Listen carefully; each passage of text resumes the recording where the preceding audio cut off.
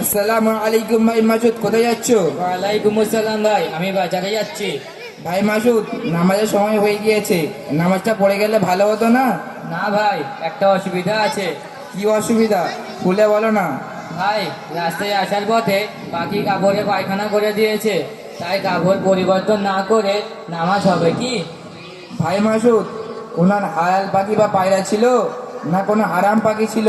আমার ধারণা পায়রা ছিল। আরে মুসলিম হয়ে এটা জানলি না কোন পাখির পায়খানা পাক আর কোনটা না পাক? আরে তোকে এত জ্ঞান দিতে হবে না, আমাকে ছাড়, বাজারে যেতে দেরি হচ্ছে। ভাই মাসুদ, মশলাটা শুনে যা।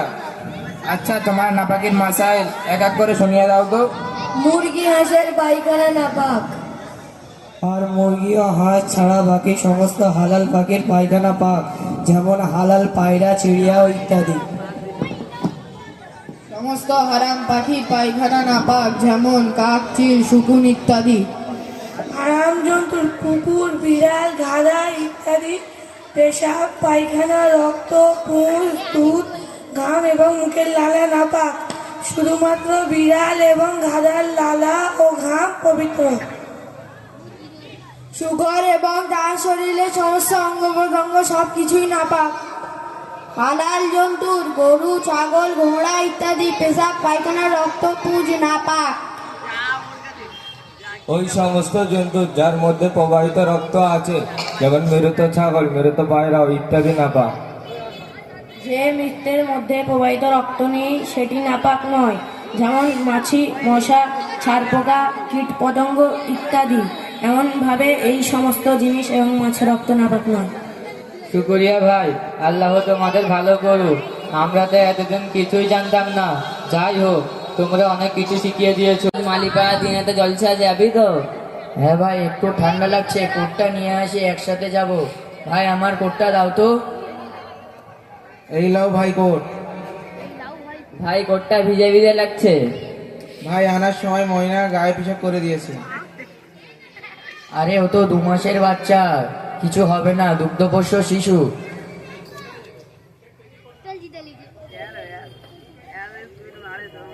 আস্তাগফিরুল্লাহ, মানুষের শরীর থেকে নির্গত ওই সমস্ত জিনিস যার কারণে অজু অথবা গোসল ওয়াজিব হয়ে যায়, যেমন পেশাব, পায়খানা, রক্ত, পুঁজ, বমি, এমনকি দুগ্ধ পোষ্য শিশুর পেশাবও নাপাক।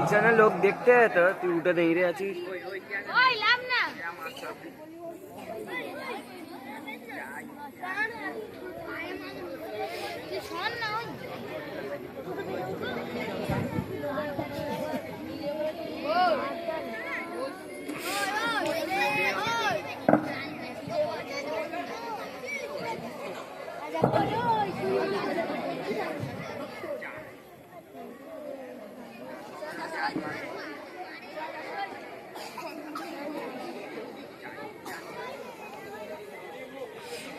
আপা, কাপড় তো পাক হলো না।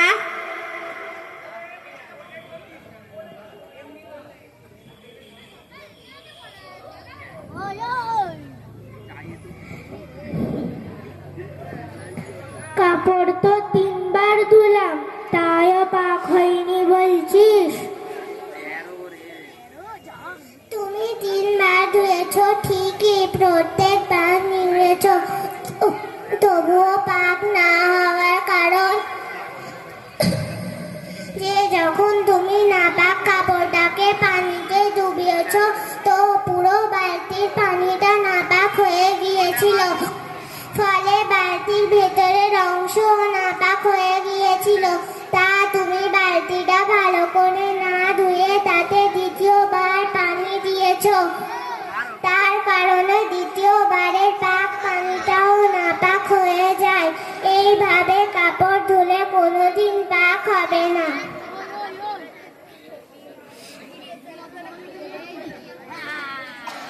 তাছাড়া আপা, নাপাকি 2 ধরনের হয়। এক হলো যে নাপাকি শুকিয়ে যাওয়ার পরে দেখা যায়, যেমন পায়খানা, গোবর, রক্ত ইত্যাদি। আর দ্বিতীয় হলো যে নাপাকি শুকিয়ে যাওয়ার পরে দেখা যায় না, যেমন পেশাব, পুঁজ ইত্যাদি। আর এই 2 ধরনের পবিত্রতা থেকে অর্জন করার নিয়ম ভিন্ন। তাহলে কিভাবে পবিত্র করব শিখিয়ে দিলে আম্মা। আমরা অনেক উপকৃত হতাম। হ্যাঁ আপা, অবশ্যই বলে দেব। ময়নারা, তোমরা শুনিয়ে দাও তো। শরীর, কাপড়, বাসনপত্র ইত্যাদি কোনো জিনিসে দৃশ্যমান নাপাকি লেগে গেলে তা এমন করে ধোয়া দরকার যে নাপাকি প্রভাব যেন শেষ হয়ে যায়। চাই একবার ধোয়া প্রয়োজন হোক বা তার অধিক, যখন নাপাকি দূর হয়ে যাবে, পবিত্র হয়ে যাবে।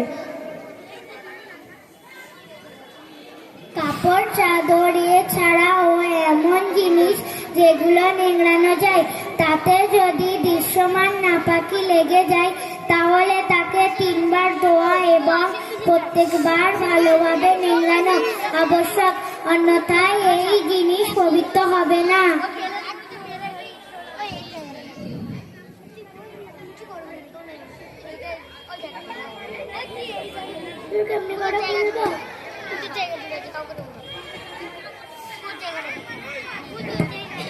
আপা, তুমি পাক নাপাক কাপড় মেশিনে একসঙ্গে দিয়ে দিলে, সেই তো সব কাপড় ধোবো। সব ধোবে ঠিকই, কিন্তু পবিত্র কাপড় অপবিত্র কাপড়ের সাথে ভেজালে দুইটাই নাপাক হয়ে যায়। এই জন্য নাপাক কাপড় আলাদা ধোয়া উত্তম। এখন কি করবো সেটা বলো। দেখো ফারিন, এই কাপড়গুলি ধোয়ার পদ্ধতি হলো, প্রথম যে জায়গায় নাপাকি লেগে আছে সেটা ভালো করে পরিষ্কার করে নাও। তারপর সব কাপড় মেশিনে একসঙ্গে ঢেলে দাও আর মেশিন চালু করে নিচে থেকে পানি খুলে দাও আর উপর থেকে পানি ঢালতে থাকো যতক্ষণ পর্যন্ত না 3 বার ধোয়ার মতো পানি ব্যবহার হয় ততক্ষণ পর্যন্ত পানি ঢালো। তারপর নিংড়ে শুকিয়ে দাও, পাক হয়ে যাবে। আচ্ছা, এটা তো বুঝতে পেরেছি। যেগুলোকে নিংড়ানো যায় না সেগুলোকে কেমন করে ধোবো, যেমন কার্পেট, গদি বা সাদরাঞ্চ। এগুলি পবিত্র করার সহজ উপায় হলো, যে স্থানে নাপাকি লেগে গেছে সেটাকে পরিষ্কার করো। প্রথমে একবার ধুয়ে ছেড়ে দিতে হবে যতক্ষণ পর্যন্ত পানি টপকানো বন্ধ হয়ে যায়। এভাবে 3 বার করতে হবে। সব বুঝলাম, যাই তাহলে। ফারিন, একটা সতর্কবার্তা শুনে রাখো, কাজে লাগবে। কাপড় অথবা চাদরের কোন অংশে নাপাকি লেগে গেলে সেই অংশটাই ধোয়া যথেষ্ট হবে, পুরোটা ধোয়ার আবশ্যক নয়। আচ্ছা, তোমরা এত কিছু কোথা থেকে শিখলে? মালিপাড়া দিনিয়ার থেকে। মাশাআল্লাহ। আসসালামু আলাইকুম ওয়া রাহমাতুল্লাহি ওয়া বারাকাতুহু।